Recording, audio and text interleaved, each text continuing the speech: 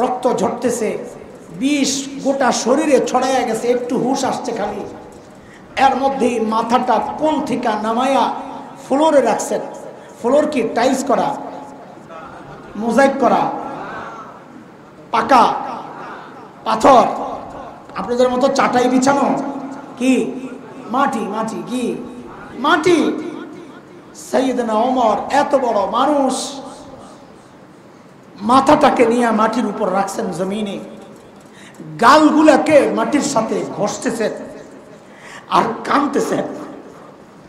গালকে জমিনের সাথে ঘষতেছেন আর কাঁদতেছেন আর বলতেছেন, ওয়াইলুল লাকা ইয়া ওমর ইন লাম ইয়াগফির লাকা রাব্বুক। ওমর, তোমার রব যদি তোমাকে ক্ষমা না করে তোমার জন্য ভয়ঙ্কর বিপদ অপেক্ষা করতেছে। ওমরের আখিরাতের এত ফিকির, হ্যাঁ, অথচ জান্নাতের গ্যারান্টি পাওয়া মানুষ। সাইয়েদনা আবু বকরের কত ফিকির, নির্জনে দূরে চলে যেতেন আবু বকর, একা একা চিৎকার করে করে কাঁদতেন আর নিজেকে ধিক্কার দিয়ে দিয়া বলতেন, ইবনা আবি কুহাফা, ও আবু কুহাফার বেটা, তুই মানুষ কেন হইলি? এখন হিসাব কেমনে দিবি? তুই মানুষ কেন হইলি?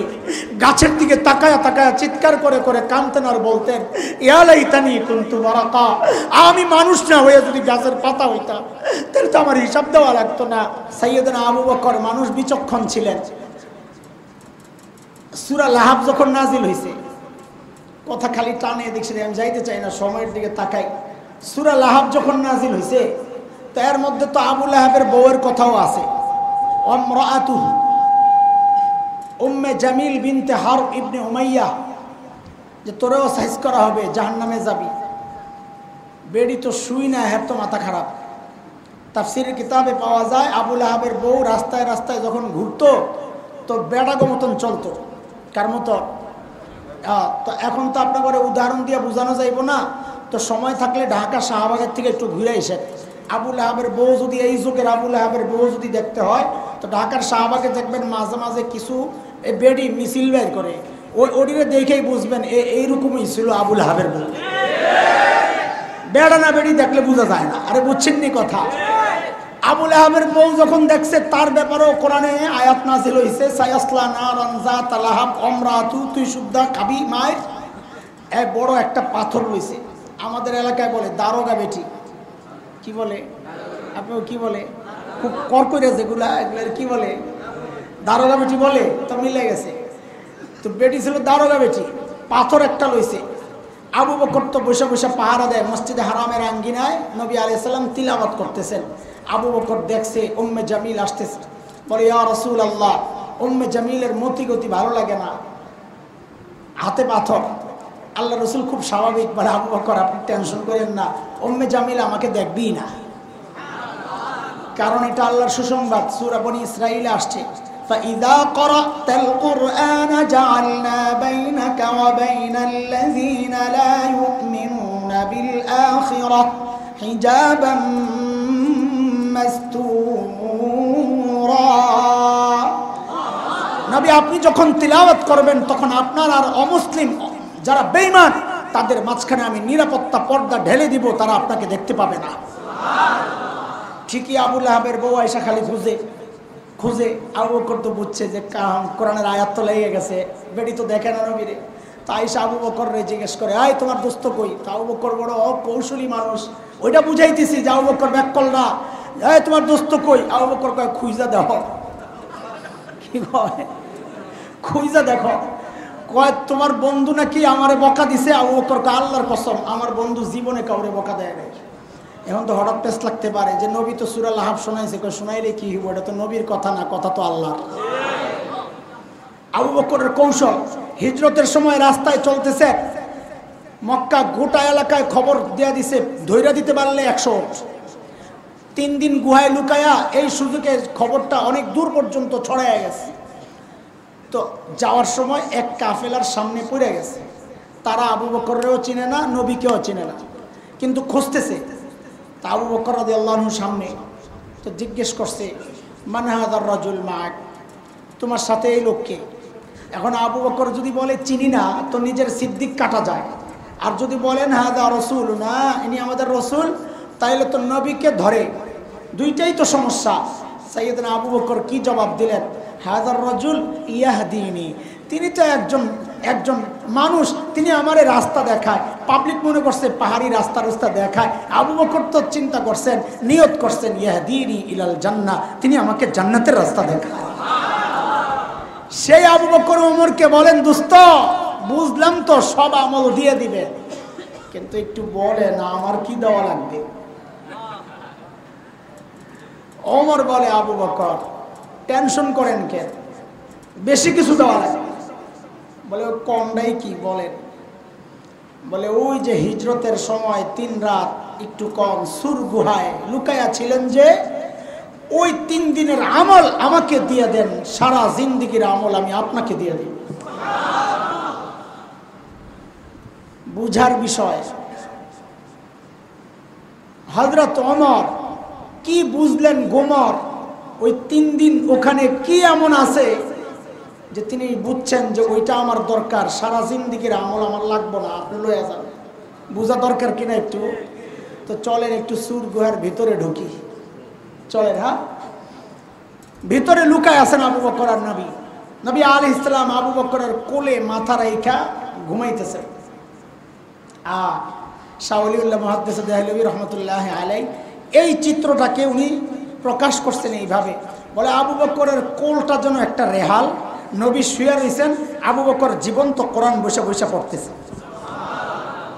নবী শুয়ে রয়েছেন, আবু বকর চেহারার দিকে তাকায় রয়েছে, নবীর চেহারার দিকে তাকায় রয়েছে, যেন জীবন্ত কোরআন পড়তেছে। আল্লাহ, তাকায়া দেখতেছেন কাফিরদের পাও দেখা যায়। আবু বকর পেরেশান। নবী উঠে দেখেন যে আবু বকরের চেহারার মধ্যে টেনশনের ছাপ। আবু বকর এত পেরেশান কেন?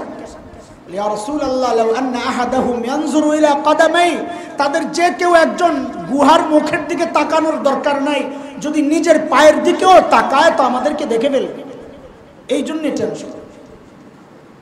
নবী আলাইহিস সালাম খুব স্বাভাবিক বলতেছেন, আবু বকর আপনি কি ভেবেছিলেন এই গুহার ভেতরে খালি আমি আর আপনি, আর কেউ নাই? আর কেউ নাই? না আবু বকর না, খালি আমি আর আপনি না, এই গুহার ভেতরে আমাদের সাথে আল্লাহ আছে। আল্লাহ তাআলার এই কথাটা এত পছন্দ হয়েছে, আল্লাহ তাআলা কোরআন আল কারীমের সূরা আত-তাওবার আয়াতের টুকরা বানায়া নাযিল করে দিয়েছেন। إذ هما في الغار إذ يقول لصاحبه لا تحزن إن الله معنا। দুইজন যখন গুহায়, একজন যখন তার সঙ্গীকে বললেন, খুব খেয়াল করেন, إذ يقول لصاحبه, একজন যখন তার সঙ্গীকে বললেন, মানে কি বুঝছেন? এখানে একটু রস আছে, রস ভাই, গল্প আপনি বইয়ে খুঁজলেও পাবেন। আলেমের কাছে গল্প কেন শুনবেন? কারণ আলেম আপনাকে গল্পের রস বাইর করে খাওয়াবে, না হলে তো বই দেখাও গল্প পড়া যায় না, আরো সুন্দর করে পড়া যায়। ইদ ইয়াকুলু লিসাহিবি, একজন যখন তার সঙ্গীকে বললেন, একজনকে নবী যখন তার সঙ্গী আবু বকরকে বললেন, মানে কি বুঝছেন? মানে হচ্ছে আল্লাহ তাআলা সাইয়েদনা আবু বকর যে নবীর সাহাবী, এটা আল্লাহ স্বীকৃতি দিয়ে দিয়েছে। এখন আবু বকরের সাহাবিয়তকে কেউ অস্বীকার করলে তার ঈমান থাকবে না, কারণ এটা কোরআনের কথা। যাই হোক, পেশ তো এই জায়গায় না, ওমরের গোমর আরেক জায়গায় রাদিয়াল্লাহু আনহু। এরপর নবী কি বললেন? লা তাহজান ইন্নাল্লাহা মা'ানা, আপনি ঘাবড়ায়েন না, আল্লাহ আমাদের। গোমরটা কি? একটু মনোযোগ লাগবে এই গোমর বুঝতে, আলেমরা সহজে বুঝবেন, আপনাদের আসেনি মনোযোগ। হ্যাঁ, ভয় পায়েন না, হুজুররা চলে আসছেন, আমি খুব শিগগির ছেড়ে দিব, তাড়াতাড়ি ছেড়ে, আমার কষ্ট হইতেছে, এই অভ্যস্ত না, এই যে মাইকের যে কন্ডিশন, এইরকম মাইকে কথা বলে মানুষের অভ্যাস। আমি বলতেছি না যে আমি খুব বড় কিছু, মানুষ অভ্যাসের গোলাম, আমরা অভ্যস্ত না, আমার কষ্ট হইতেছে, আমি স্বাভাবিক কথা বলতে পারতেছি না। না জানি আমাদের মুরব্বীদেরও কত কষ্ট হইতে পারে, তাদের তো বয়স আমার চেয়ে বেশি, ওনাদের আরও বেশি কষ্ট হইতে পারে। দোয়া করেন আল্লাহ যেন সহজ করে দেন। খেয়াল করেন, আসেনি মনোযোগ? হ্যাঁ, এদিকে তাকান, এদিকে। হযরত ওমর কি বুঝছেন? কেন তিনি 3 দিন নিতে চাইছেন, সারা জিন্দেগির আমল দিতে চাইছেন? কি কারণ? কারণ হচ্ছে হযরত ওমর বুঝছেন সারা জিন্দেগি আমি আমল কইরা নবীর কাছ থেকে স্বীকৃতি কি পাইছি? স্বীকৃতি পাইছি হচ্ছে নবী বলেছেন লাউ কানা বাদি নাবিয়্যুন লাকানা উমর। উলামায়ে কেরাম আমাদের অনেকের এই রিওয়ায়াতটা পড়ার ক্ষেত্রে একটু ভুল হয়ে যায়, আমরা খেয়াল করে পড়বো।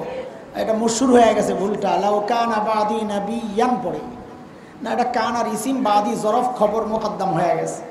লাউ কানা বাদি নাবিয়্যুন লাকানা উমর, আমার পর যদি কেউ নবী হতো তো কে হতো? এই হাদিস সর্বপ্রথম যখন শুনি আমার এই পেশ লাগছে যে আবু বকরের মর্যাদা বেশি, এটা সবার মত, অথচ নবী বলেন নাই আমার পর যদি কেউ নবী হতো আবু বকর হতো, এটা তো বলেন নাই। কি বলছে? আমার পর কেউ নবী হলে কেউ হতো? ওমর হতো। এই হাদিস কি বলে মর্যাদা বেশি কার, আবু বকরের না ওমরের? ওমরের। এই হাদিস কি বলে মর্যাদা বেশি কার? আর এটা তো আমি আপনি বুঝছি, আমাকে বুঝতো এইরকম, কিন্তু ওমর বুঝছেন আরেকটা। ওমর বুঝছেন কিরে ভাই, সারা জিন্দেগি আমল করে নবীর কাছ থেকে স্বীকৃতি পাইলাম। নবী বলেন ওমর তোমার সাথে আমার সম্পর্কের লেভেলটা হচ্ছে বাদিয়তের, মানে আমি আগে তুমি পরে, আমার পরে যদি কেউ নবী হতো তো ওমর হতো। মানে কি নবী আগে ওমর? ওমরকে কারবার দেখছো? আবু বকর 3 দিন থাইকা তার মর্যাদার লেভেল কই নিয়ে গেছে? বলে কই? বলে আমারে নবী বলেন ওমর তোমার সাথে আমার সম্পর্ক বাদিয়তের, আমি আগে তুমি। আর আবু বকররে কি বললেন? আবু বকর আপনি ঘাবড়ায়েন না, ইন্নাল্লাহা মাআনা, আমিও আপনার সাথে, আমাদের সাথে আল্লাহ। মানে আবু বকর আপনার সাথে আমার সম্পর্কটা ওমরের মতো বাদিয়তের না, আগে আর পরের না, মাইয়াতের, পাশাপাশি সম্পর্ক, পাশাপাশি।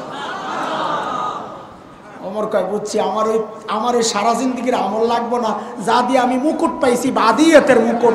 ওমর আবু বকরের 3 দিন দরকার, কেন? ওই 3 দিন পাইলে আমি মাইয়াতের মুকুট পেয়ে যাব। আবু বকর কি এই গোমর বুঝেন নাই? কথা কয় না, এই গোমর কি খালি ওমরই বুঝছে? সাইয়েদনা আবু বকর বড় আজীব জবাব দিছেন। এই মসজিদে বসা আল্লাহকে হাজির নাজির রেখে বলতেছি, সর্বপ্রথম যখন আজ থেকে 12-13 বছর আগে হবে, এই জবাবটা যখন পড়ি আবু বকরের জবাবটা, আমি সাথে সাথে কেঁদে ফেলছি। আরে কি মানুষ আবু বকর! আমরা তো কাজ একটু করলে মনে করি কত কিছু করছি, আর আবু বকর কি জবাব দিলেন? আবু বকর জবাব দেন ওমর এই 3 দিন যদি তোমারে দিয়ে দেই ভাইরে, আমার আর থাকি কি জীবনে? করছি কি? আমার চালানোই তো এটা, জীবনে আর কিচ্ছু করতে পারি নাই।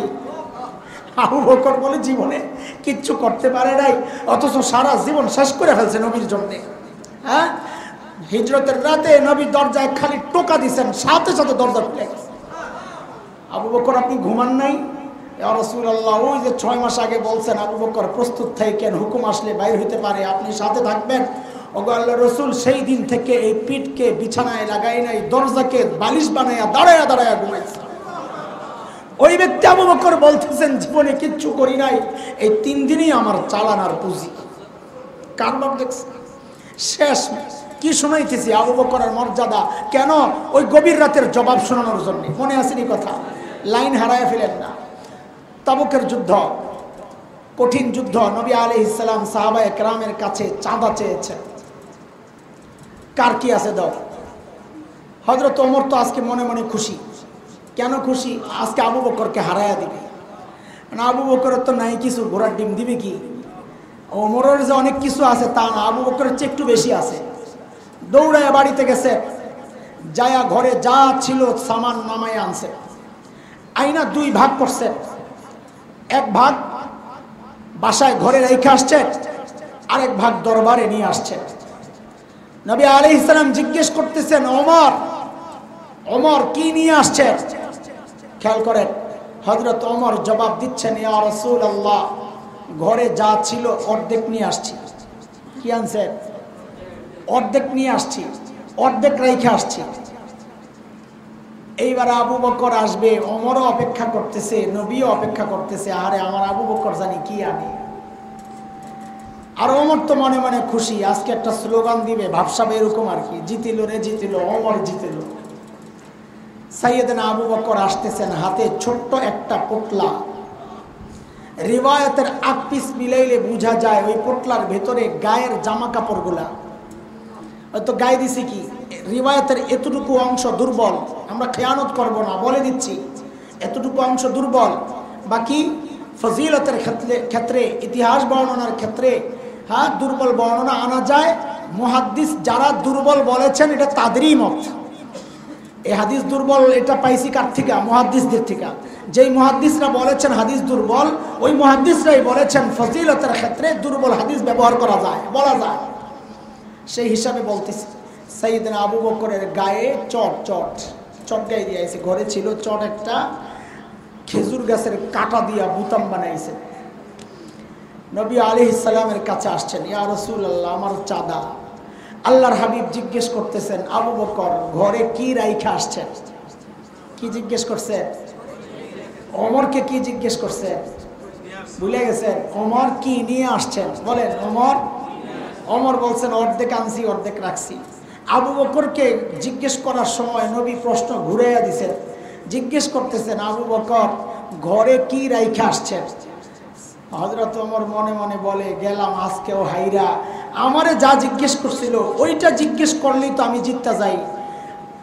আমাকে জিজ্ঞেস করলেন নবী কি আনছেন, আমি বললাম অর্ধেক আনছি। আবু বকরকে জিজ্ঞেস করতেছে কি রাইখা আসছেন, আমি তো জানি আমি তো অর্ধেক রাইখা আসছি, আবু বকর কিছু রাইখা আসছে বলে মনে হয় না। এমন তো হ্যাঁ জিতে যাই। সাইয়েদনা আবু বকর কি জবাব দিলেন? আরে আবু বকরের জবাব কি শুনবেন? আগে আবু বকরের ছোট্ট মেয়ে হযরতে আসমার জবাব তো শুনেন। কি পরিবার আল্লাহ বানাইছেন, মনে নিজ হাতে বানাইয়া দিয়েছেন এগুলারে। নবী আর আবু বকর যখন হিজরতের সময় মদিনার রাস্তায়, সাইয়েদনা আবু বকর সম্পদ যা ছিল গাট্টি করে নিয়ে নিছেন। আবু বকরের বাবা আবু কুহাফা রাদিয়াল্লাহু আনহু তখনও মুসলমান হন নাই, মক্কা বিজয়ের দিন মুসলমান হয়েছেন। আবু কুহাফার সাথে আবু বকরের লড়াই, বাপ ছেলের লড়াই, ইমানের লড়াই এটা। তো আবু বকর যখন পালায়া চলে গেছে, আবু কুহাফা দিলে দিলে একটা কষ্ট হইল নাতিপুতির জন্যে। মানুষ ছেলে মেয়ের চেয়ে নাতিপুতিকে বেশি মহব্বত করে, দাদার নানা করে জিজ্ঞেস করে দেখেন। আবু কুহাফার দিলের মধ্যে নাতিপুতির মায়া, যে হায় রে ঘরে তো কিচ্ছু রাইখা যায় না এই পাগলে। তো আসছে আয়েশা জিজ্ঞেস করতেছে হযরতে আসমা রাদিয়াল্লাহু আনহাকে, এ আসমা ছোট তখন, এ আসমা দাদু ভাই কি লাগবে তোমার আম্মুকে জিজ্ঞেস করো, বাবা তো মনে হয় কিছু রেখে যায় না। হযরত আসমা জবাব দিচ্ছেন, দাদু ভাই আপনি টেনশন করেন না, আব্বু যাওয়ার সময় ঘরে যথেষ্ট পরিমাণ রেখে গেছে। আবু কুহাফা চলে গেছে, কিছু দূর যায় মাথায় ঘুরতেছে, আরে আমার ছেলে আবু বকরকে তো আমি চিনি, এর যেই লেভেলের পাগল, ঘরে আমার যথেষ্ট পরিমাণ রাইখা যাবে হইতে পারে না, বন্ধুর সাথে সব লয়ে গেছে। তাইলে আসমার এই কথার কি অর্থ? এখানে কোনো গুমরাস। আবার আসছেন, আয়েশা জিজ্ঞেস করতেছেন, আসমা দাদু ভাই বাবা যে ঘরে যথেষ্ট পরিমাণ রেখে গেছেন, কি রেখে গেছেন একটু বলো না। হযরত আসমা জবাব দিচ্ছেন, ছোট্ট বাচ্চা জবাব দিচ্ছেন, দাদু ভাই আব্বু যাওয়ার সময় ঘরে আল্লাহ আর তার রসুলকে রেখে গেছে। আমাদের জন্য আল্লাহ আল্লাহ রসুলই যথেষ্ট, আপনি কোনো টেনশন করেন না। তো এই ছোট্ট বাচ্চার বাবা কি জবাব দিতে পারেন? হযরত আবু বকর জবাব দিচ্ছেন, ইয়া রাসূলুল্লাহ আসার সময় ঘরের বেড়াগুলো খেজুর পাতার বেড়া থাপড়াইয়া আসছি, কেন মাঝে মধ্যে সুই গেঁথে রাখতাম যেন একটা সুই পর্যন্ত ঘরে থেকে না যায়, আমার কোনো মুজাহিদ ভাইয়ের কাজে আসে। ওগো আল্লাহর রসুল ঘরে কেবল আল্লাহ আর তার রসুলকে রেখে আসছে। দোস্ত আবু বকরের মর্যাদা শুনাইতেছি। জিবরাইল আমিন হাজির হয়ে গেছেন, নবীকে সালাম দিয়ে বলতেছেন, ইয়া রাসূলুল্লাহ আল্লাহ আবু বকরকে সালাম পাঠাইছেন। আর আল্লাহ একটা কথা জানতে চেয়েছেন, বড় আজীব কথা। কি জানতে চেয়েছেন? আমি আপনি ইবাদত করি কাকে খুশি করার জন্য, আর আল্লাহ আবু বকরের ব্যাপারে উল্টা জানতে চাইছেন। ইয়া রাসূলুল্লাহ আল্লাহ জানতে চাইছেন, আল্লাহ তো আবু বকরের উপর রাজি, আল্লাহ তো আবু বকরের উপর রাজি, কিন্তু আল্লাহ জানতে চেয়েছেন আবু বকর তার মালিকের উপর রাজি কিনা। সাইয়েদনা আবু বকর হাউমাউ করে কান্না শুরু করছে, ইয়া রাসূলুল্লাহ আমি আমার মালিকের উপর রাজি, রাযীতু বিল্লাহি রাব্বা, আমি আমার মালিকের উপর রাজি ইয়া রাসূলুল্লাহ। এত বড় মানুষ আবু বকর, এত বড় মানুষ। নবী বলেছেন আবু বকর ফিল জান্নাহ, আবু বকর জান্নাতি। এত বড় মানুষ আবু বকর। সেই আবু বকর গভীর রাতে বুড়ির বাড়ির সামনে হযরত ওমর জিজ্ঞেস করেন, আবু বকর আপনি কেন আসছেন, আমরা নাই? তো আবু বকর কি জবাব দেয়? আমি আপনিও আখিরাতের ফিকির করি, আবু বকরও করতেছেন, পার্থক্য খুঁজে বের করেন। আবু বকর জবাব দিচ্ছেন, ওমর হ্যাঁ এই কাজগুলো তোমাদেরকেও দিতে পারি রে ভাই, কিন্তু আমি কি আমার আখিরাত কামাই করব না? আমি কি আমার আখিরাত কামাই করব না? আবু বকরের আখিরাতের ফিকির। হ্যাঁ, আরে ওমর কত বড় মানুষ। নবী বলেছেন ওমরু ফিল জান্নাহ, ওমর জান্নাতি। আমি আপনি হকের উপর চললে বলা হবে লোকটা হকপন্থী। ওমর সম্পর্কে নবী বলছেন উল্টা, দারাল হাক্কু হাইসু দারা, ওমর যেদিকে যায় হক তার পেছনে পেছনে যায়। ওমর হকপন্থী না, বরং হক ওমরপন্থী। নবী বলেছেন জান্নাতে গিয়া নবী হযরত ওমরের বাড়ি দেখছেন কি সুন্দর।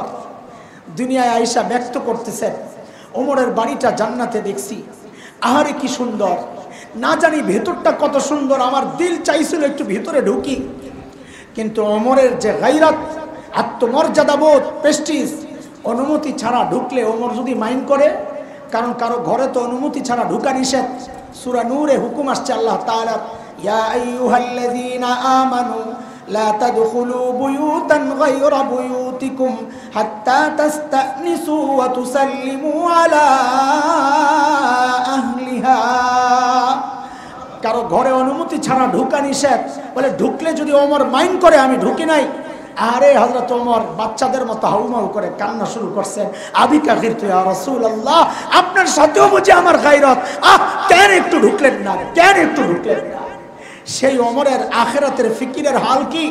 আবু লুলু মাজুসির সন্তান ফজরের ওয়াক্তে বিষাক্ত খঞ্জর দিয়া যখন পেট ফেড়ে ফেলে নারী বুড়ি বের হয়ে যায়, কাপড় দিয়া পেঁচায় হয়তো ওমরকে ফ্লোরের মধ্যে মসজিদে নববীর ফ্লোরে শোয়া দেওয়া হয়েছে। বেহুশ হযরত ওমর। আব্দুল্লাহ ইবনে ওমর অথবা অন্য কোনো সাহাবীর কোলে মাথাটা কোলে, হঠাৎ একটু হুশ ফিরছে, নামাজের খবর নিছে। দরজায় এক যুবক দাঁড়ায়া ছিলেন, ওই অবস্থায় তার কাপড় টাকনুর নিচে, ওই অবস্থায় হযরত ওমর ডাক দিছেন, এই টাকনুর উপরে কাপড় ওঠাও। শরীয়তের ব্যাপারে কতটা সিরিয়াস ছিলেন হযরত ওমর। আয় আল্লাহ, রক্ত ঝরতেছে, বিষ গোটা শরীরে ছড়াইয়া গেছে, একটু হুশ আসছে খালি। এর মধ্যেই মাথাটা কোল থেকে নামায়া ফ্লোরে রাখছেন। ফ্লোর কি টাইলস করা, মোজাইক করা, পাকা পাথর, আপনাদের মতো চাটাই বিছানো কি মাটি? মাটি কি মাটি? সাইয়েদনা ওমর এত বড় মানুষ, মাথাটাকে নিয়ে মাটির উপর রাখছেন জমিনে, গালগুলাকে মাটির সাথে ঘষতেছেন আর কাঁদতেছেন। গালকে জমিনের সাথে ঘষতেছেন আর কাঁদতেছেন আর বলতেছেন, ওয়াইলুল লাকা ইয়া ওমর ইন লাম ইয়াগফির লাকা রাব্বুক। ওমর, তোমার রব যদি তোমাকে ক্ষমা না করে, তোমার জন্য ভয়ঙ্কর বিপদ অপেক্ষা করতেছে। ওমরের আখিরাতের এত ফিকির, হ্যাঁ, অথচ জান্নাতের গ্যারান্টি পাওয়া মানুষ। সাইয়েদনা আবু বকরের কত ফিকির। নির্জনে দূরে চলে যেতেন আবু বকর, একা একা চিৎকার করে করে কাঁদতেন আর নিজেকে ধিক্কার দিয়ে দিয়া বলতেন, ইবনা আবি কুহাফা, ও আবু কুহাফার বেটা, তুই মানুষ কেন হইলি? এখন হিসাব কেমনে দিবি? তুই মানুষ কেন হইলি? গাছের দিকে তাকায়া তাকায়া চিৎকার করে করে কাঁদতেন আর বলতেন, ইয়া লাইতানি কুনতু বারাকা, আমি মানুষ না হয়ে যদি গাছের পাতা হইতাম তাহলে তো আমার হিসাব দেওয়া লাগতো না। আরে দোস্ত, আবু বকর তো জান্নাতের গ্যারান্টি পাওয়া মানুষ, ওমর তো জান্নাতের গ্যারান্টি পাওয়া মানুষ। তাদের আখিরাতের এত ফিকির, আল্লাহর সামনে দাঁড়ানোর এত ভয়। আমার আপনার তো কোনো গ্যারান্টি নাই। আমাকে আপনাকে কে গ্যারান্টি দিছে যে আমাদের মৃত্যু যন্ত্রণা হবে না? বলেন, কে গ্যারান্টি দিছে যে আমাদের কবরের আযাব হবে না? আরে ওমর তো গ্যারান্টি পাইছে, ওমর ফিল জান্নাহ। আমাকে আপনাকে কে গ্যারান্টি দিছে যে হাসরের পেরেশানি হবে না? আরে আবু বকর তো গ্যারান্টি পাইছে, আবু বকর ফিল জান্নাহ। আবু বকর জান্নাতে যাবে, আমাকে তো কেউ গ্যারান্টি দেয় নাই, অথচ চেহারার দিকে তাকাইলে মনে হয় না দুনিয়ার সব একই অবস্থা। ভালো মানুষও দেখছি, সাধারণও দেখছি, চেহারায় তাকাইলে বোঝা যায় না আখিরাতের ফিকির আছে। সব সময় ধান্দা, সব সময় দুনিয়ার ফিকির। কেন রে ভাই? কে গ্যারান্টি দিছে যে আমরা জান্নাত পাওয়া যাব? ওমর তো গ্যারান্টি পায়াও তার এই অবস্থা, আবু বকর গ্যারান্টি পায়াও তার অবস্থা। আমাদের তো পাগল হইয়া ঘুরার কথা ছিল, রাস্তায় রাস্তায় ঘুরার কথা ছিল। হায় আমার আখিরাতের কি হবে? দাড়ি পাইকা সাদা হয়ে গেছে, গুনাহ ছাড়তে পারি নাই। চুল পাইকা সাদা হয়ে গেছে, গুনাহ ছাড়তে পারি নাই। অথচ মালিক ডাক দিয়া দিয়া বলতেছেন, আলাম ইয়ানি লিল্লাযিনা আমানু আন তাখশা কুলুবুহুম লিযিকরিল্লাহ। এখনো সময় হয় নাই আল্লাহর ভয়ে দিলটা একটু কাইপা ওঠার সময় কি এখনো হয় নাই? আর কবে ফেরত আসবা? আরে কবে ফেরত আসবা? তুমি ভাবতেছো তওবা করার সুযোগ পাইবা। ইমাম গাজালি বলেন এক মজলিসে, আরে সুযোগ পাইবা কে পাইবা না কেউ তো জানি না। হইতে পারে, এমনও হইতে পারে এখানেও এমন কেউ আছে যার কাফনের কাপড় দোকানে চলে আসছে। এমনও তো হইতে পারে কালকে আলোচনা চলবে, গতকাল যে হুজুর বয়ান করে গেছে ওই হাসান জামিল তো আজকে দুনিয়ায় নাই। এমনও তো হইতে পারে। কেন এমন হয়ে গেলাম? কেন সারাক্ষণ কেবল, কেন আখিরাতের ফিকির নাই? কেন মৃত্যু যন্ত্রণার ভয় নাই? কেন কবরের আযাবের ভয় নাই? কেন আল্লাহর সামনে দাঁড়ানোর কোনো ফিকির নাই? কে আমাদেরকে এরকম গ্যারান্টি দিয়ে দিল ভাই?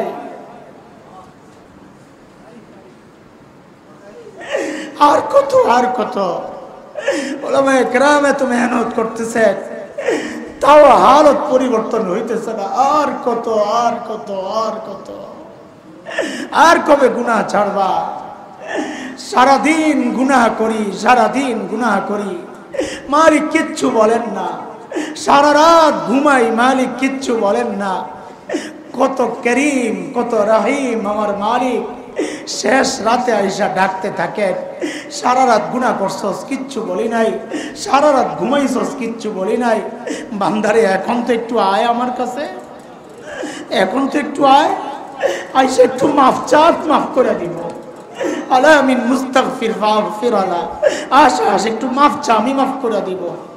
শেষ রাতে উইঠা আল্লাহর কাছে কান্দাকাটি কইরা জীবনের গুনাহগুলা সাফ করব ইনশাআল্লাহ। আরে বলেন না ইনশাআল্লাহ? হযরত উলামায়ে কেরাম যেভাবে বলবেন চলবো ইনশাআল্লাহ, গুনাহ ছাড়বো ইনশাআল্লাহ, আখিরাতের ফিকির দিলে লালন করবো ইনশাআল্লাহ। আল্লাহ তাআলা হযরতে সাহাবায়ে কেরামের মতো আমাদেরকেও আখিরাত মুখী বানায়া দেন, আমিন। আল্লাহ তাআলা ওই কথাটাই আমাকে আপনাকে ডাক দিয়া বলেছেন, ইয়া আইয়ুহাল্লাযীনা আমানুত্তাকুল্লাহ ওয়াল তানজুর নাফসুম মা কদ্দামাত লিগাদিন ওয়াত্তাকুল্লাহ ইন্নাল্লাহা খাবীরুম বিমা তা'মালুন।